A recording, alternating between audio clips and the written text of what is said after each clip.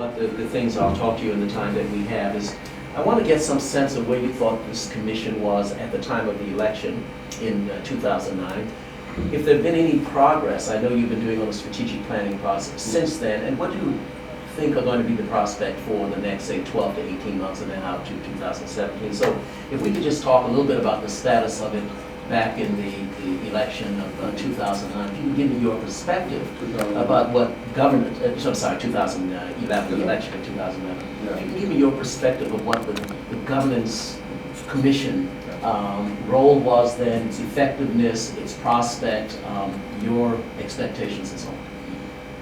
Well, I think the main task of the Governance Commission has been to design policy recommendations on governance reform and implementation strategies, and then to monitor the implementation of those. The Elections Commission, for the first time in the 2011 elections, were acting fully within the scope of our Constitution. The 2005 elections were transitional elections to land us in the Constitution once more. Now we had an opportunity to see the electoral process unfold within the framework of Liberian constitutional law and statutory law. Also, we had the opportunity at this time to go beyond just normal elections, because coming on the eve of the elections, there was a referendum. And so the Elections Commission were called upon to function twice within a 3-month period to actually have what one could say 2 elections. And a number of things we've learned a number of lessons. With respect to the referendum, we have learned of the challenges having to do with the dissemination of information and the education of the public. For a society that has not had too many elections over the years, and for a population that is not literate, voting is associated with people. Somebody is running for something and you put your support behind that person. It's personal driven. But here's a referendum on an issue, on an idea, not a man or a woman. How do you get this across to people? And this is the referendum that addressed the issue of the age of the judges, the age date of of the judges. election should Exactly. be moved, Exactly. and I think there was a third and fourth issue. There were issues about changing the date of elections. There was an issue about moving the age from 70 to 75 of judges. There was an issue with respect to the majority vote. We have an absolute majority clause, and that was being changed. And then there was another issue. There were 4 issues put to the voters. The voters supported one of them, which had to do with the majority, changing of the majority rule.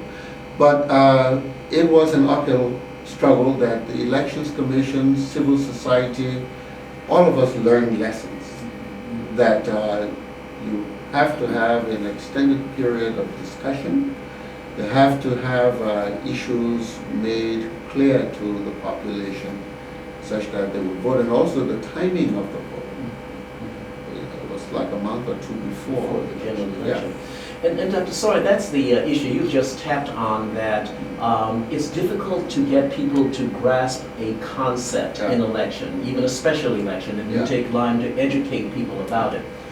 But it is also difficult, it seems to me, from just talking, I'd like to hear your perspective on this, on getting people to think about issues between parties, among the parties, among the personalities.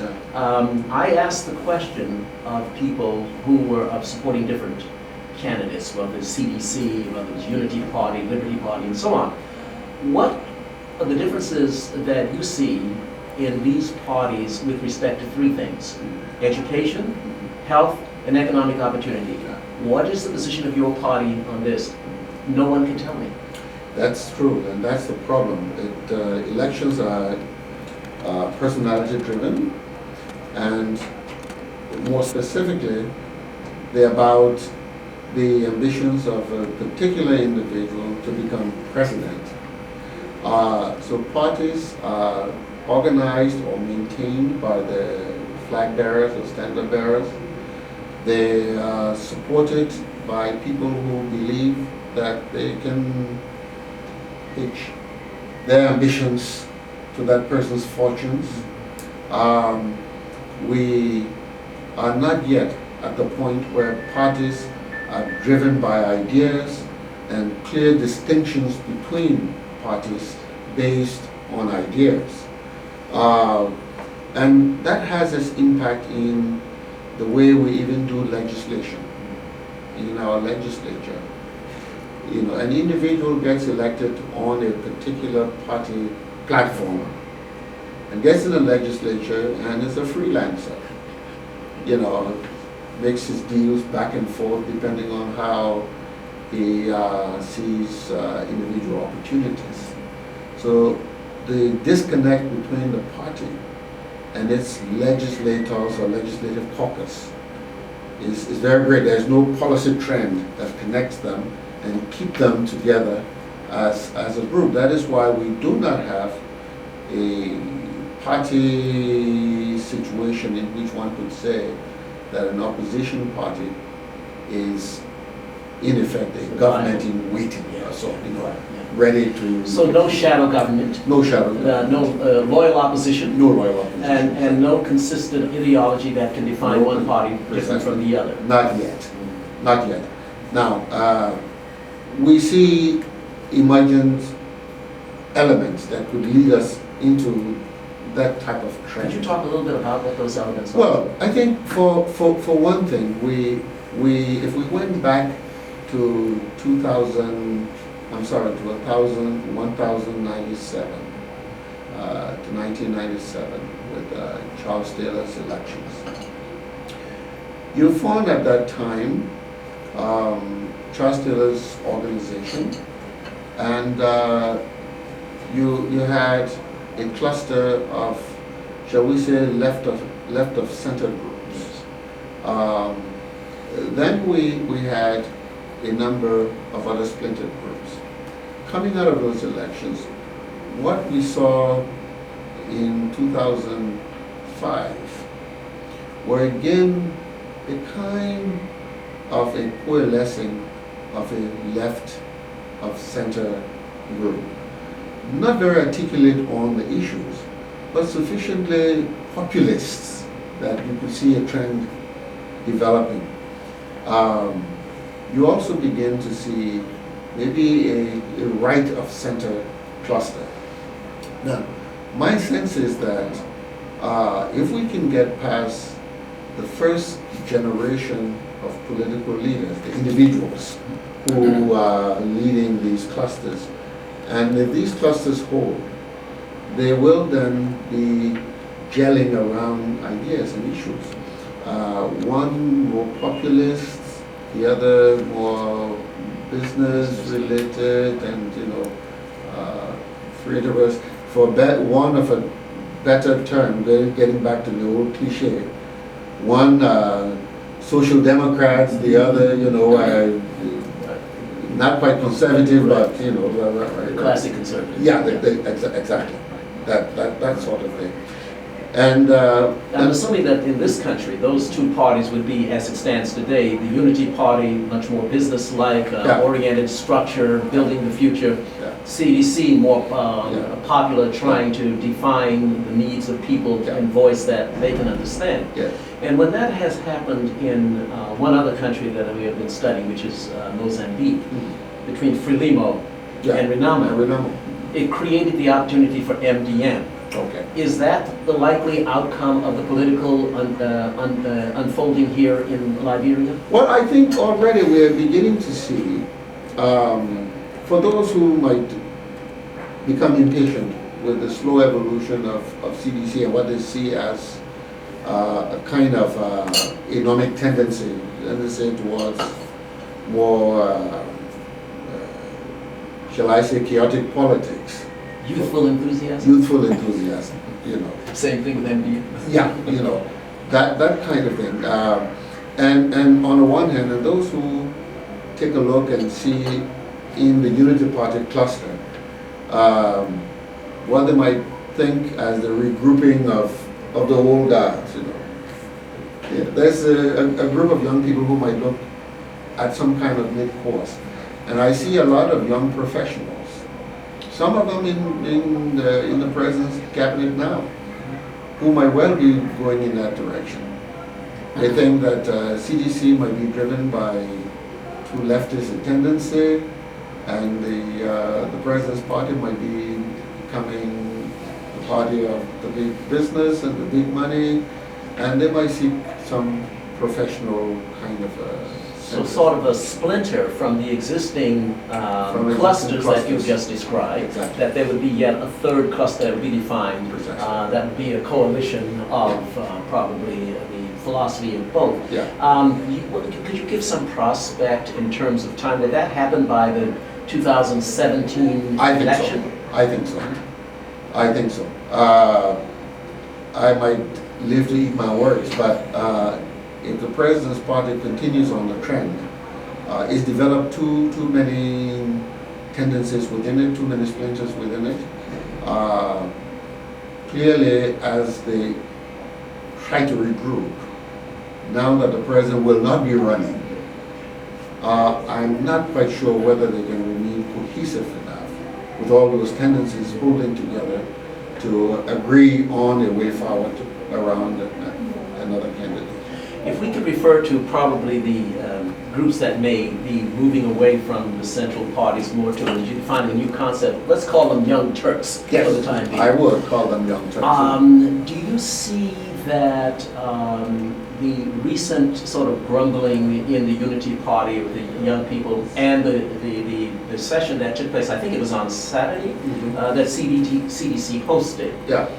I read with interest your paper on land redistribution and the challenges of it here. Do you think those are some of the concepts that these people will address? Because none of this was addressed in the last election, as I can tell. The last elections,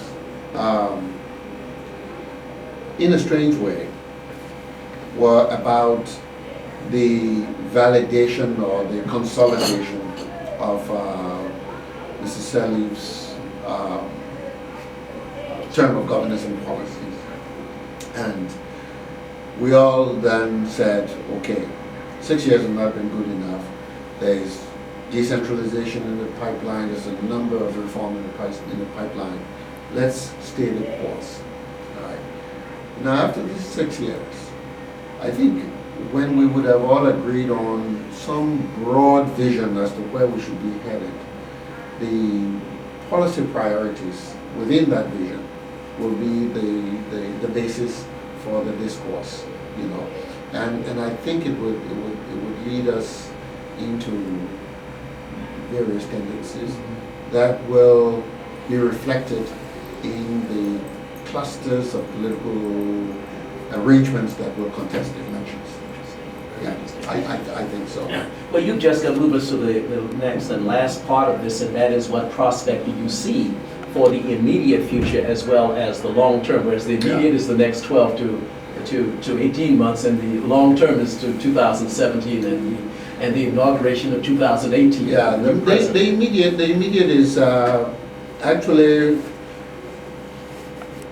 almost entirely dependent upon how Mr. Sirleaf can stay the course. And I say so because just the last few months, I've had an opportunity to travel with her around the country on this visioning exercise. And when we talk about questions of national reconciliation, when we talk about socioeconomic development, of addressing marginalization, these types of issues, equity issues, the people are fired up and they want to move and they're behind all of these issues.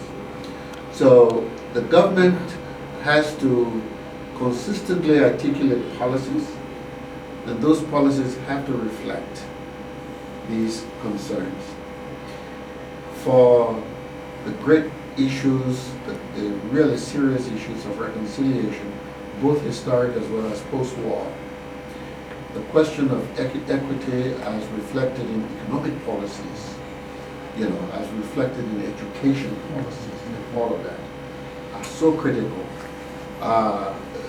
We can have our kumbaya moment, but we have to go beyond that, and we have to ensure that our schools are better, and especially those on disadvantaged people, marginalized people, and that's Well, there is this tendency of us in the West to demand instant gratification. How patient are the Liberian people? Unfortunately, on that score, they're not too different. There's no monopoly. I don't think you have a monopoly on. So how much time did she have? And did she do this in 12 to 18 months? She has about 18 months. She has 18 months for people to begin to really see significant differences.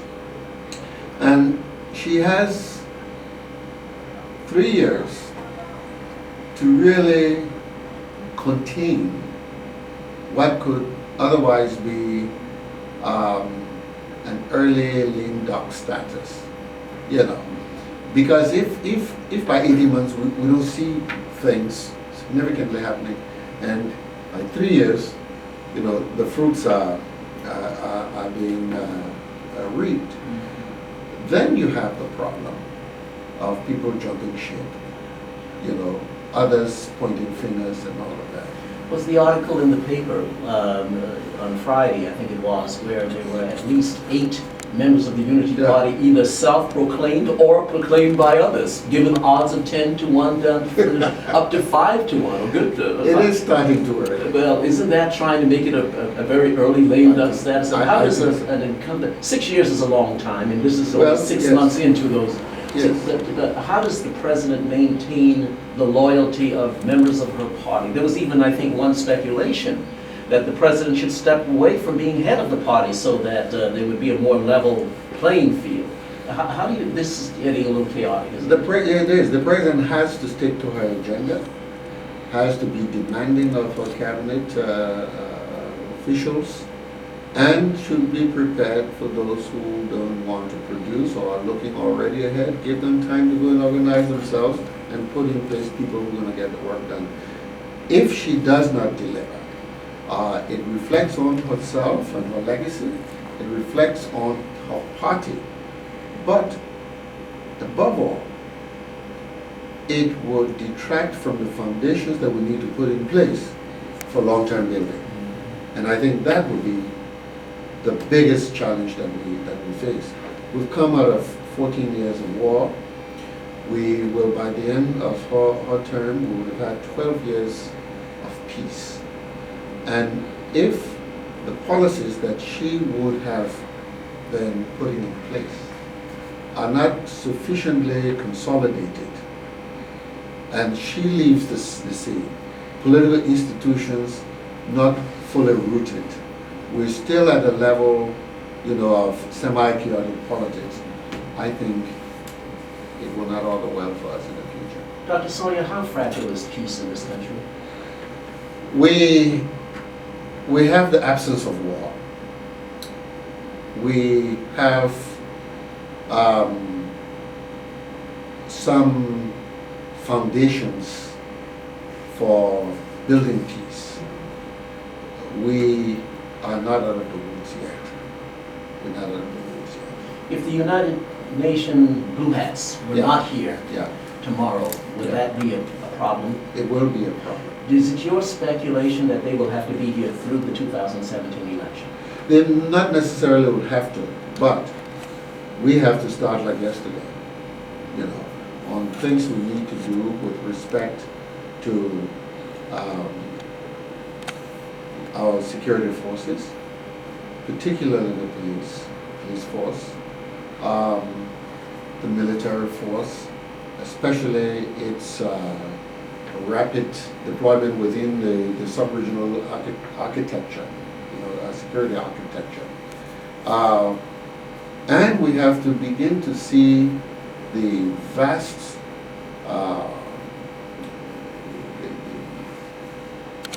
problem of unemployment of young people as not only a detraction from our developmental efforts, because this is potential producers.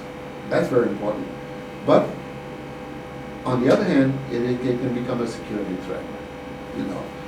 We have in this country a situation where the most Pan-Africanist, if you will, and I use this in the sense of West Africa particularly, our country has been integrated through the war significantly within the West African Union, especially the Mano River Basin area.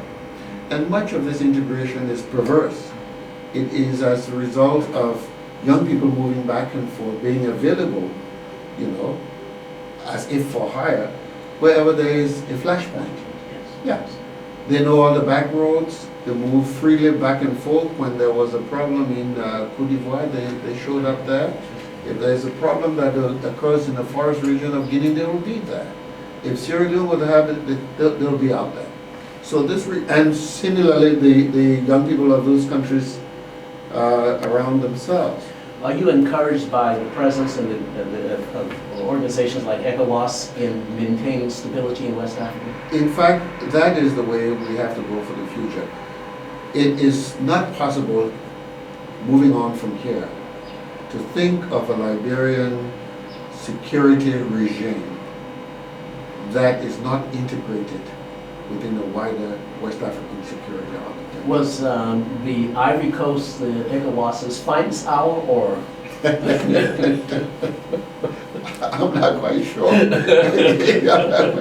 Well, I mean, it was a challenge. It was a challenge. And right on your border, it didn't destabilize you. Yes. So there was some... No, it went well, except I'm not quite sure whether we're all done yet to pop the champagne bottles yet. Dr. Sawyer, because we have the problem of what happens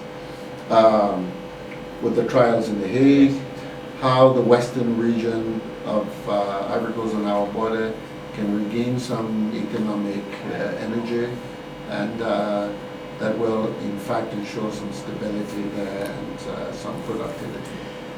Dr. Sawyer, after the Truth and Reconciliation Commission, I missed in my reading the understanding that there might still be war crimes trial possible. Is that a realistic possibility? I've been reading about this in the newspaper now. It is not a realistic possibility now. Why is it being raised? Well, because we have not confronted this issue, as we did not confront all of the issues, in fact the entire TRC report. We got into taking early sides and in some ways demonizing the members of the committee. The president was advised to launch a kind of a legal challenge, and I think in that the report called for excluding a sitting president from further participation in the electoral process. It provided us, unfortunately, with an awkward moment that became the issue of the day, and everything else revolved around, and we forgot about all the other stuff. More recently, though, there has been some effort to get back to the TRC report and to work a lot of it into the reconciliation roadmap that is going to be unfolded with the national vision. And there will be coming up, in fact, the roadmap already will be talking about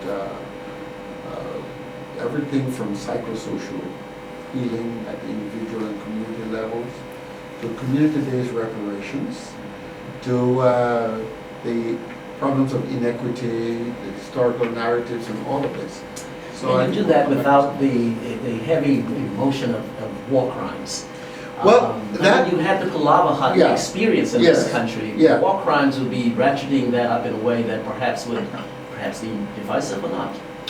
I think it would be. And so we have to look at different models. My sense is that for many years to come, the social and the political